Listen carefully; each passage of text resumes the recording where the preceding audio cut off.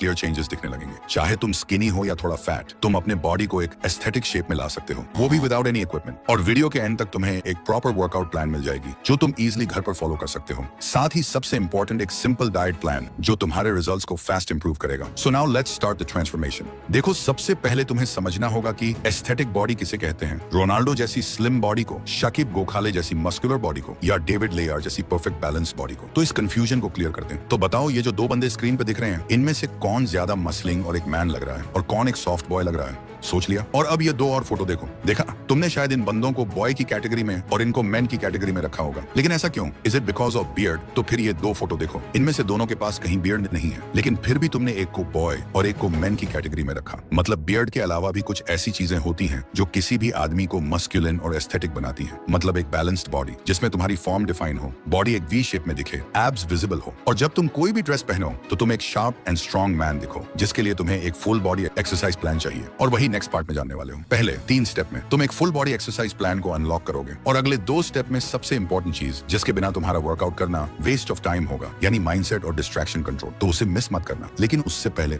Step number 1, push pull power.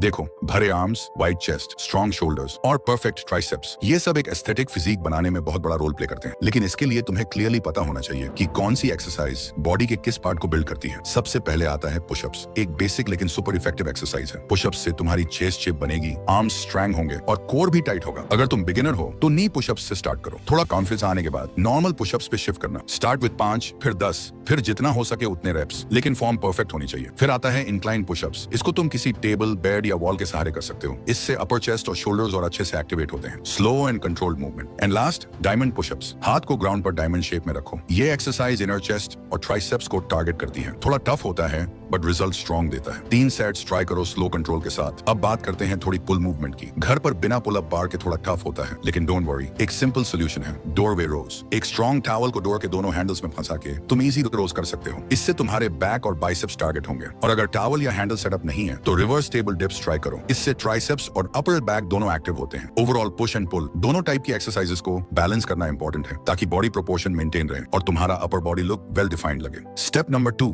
Build that V shape.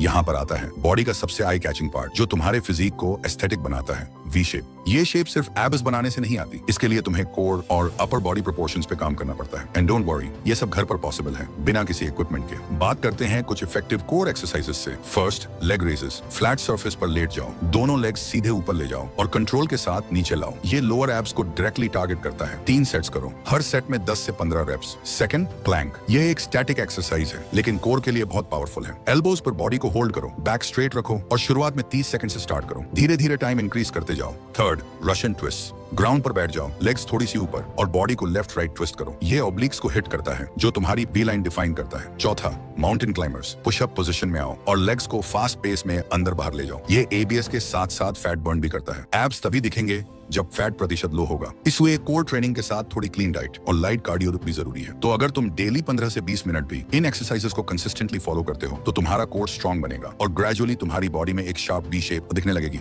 Step number 3, build lower body.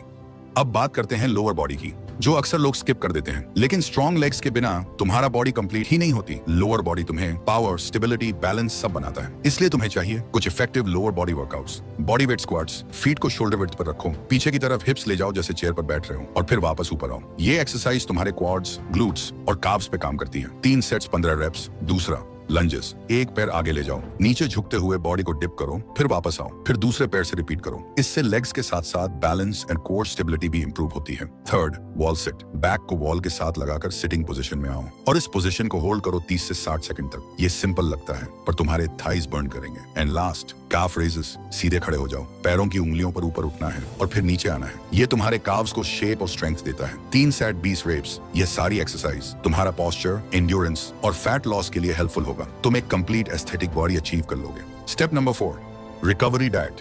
दुनिया के बड़े से बड़ा बॉडी बिल्डर और जो भी फिटनेस की रियल नॉलेज रखता है वो हमेशा एक ही बात कहता है, आप सिर्फ 1 घंटे वर्कआउट करते हो और सिर्फ इससे आपकी बॉडी नहीं बनती। आप बाकी के 23 घंटे क्या करते हो और क्या खाते हो, आपकी बॉडी उससे बनती है। और ये बात 100% सच है, क्योंकि abs are made in the kitchen. ये सिर्फ एक कोट नहीं 100% सच है। लेकिन एक बड़ी दिक्कत यह है कि हम इंडियंस के मील्स में प्रोटीन और न्यूट्रिएंट्स की कमी होती है। एक स्टडी के अकॉर्डिंग 70% इंडियंस में प्रॉपर प्रोटीन एंड न्यूट्रिशन की कमी पाई गई है। मसल बनाने के लिए प्रोटीन सबसे इंपॉर्टेंट न्यूट्रिएंट है। घर के सिंपल सोर्सेज यूज करो, eggs, milk, sprouts, peanuts. Carbs और फैट्स भी चाहिए होते हैं एनर्जी के लिए, तो रोटी, राइस, फ्रूट्स, नट्स, सबको बैलेंस में लो। एक्सट्रीम डाइटिंग की जरूरत नहीं है, बस क्लीन और होम कुक्ड फूड पर फोकस रखो। और हाँ, सबसे इंपॉर्टेंट, वाटर। दिन भर में एटलीस्ट 3 से 4 लीटर पानी जरूर पियो। हाइड्रेशन तुम्हारे परफॉर्मेंस और रिकवरी दोनों को बूस्ट करता है। तो अगर तुम वर्कआउट के साथ सही रेस्ट और स्मार्ट डाइट फॉलो करते हो तो तुम्हारा ट्रांसफॉर्मेशन और फास्ट होगा और रिजल्ट लॉन्ग टर्म रहेगा। Step number 5, consistency and mindset.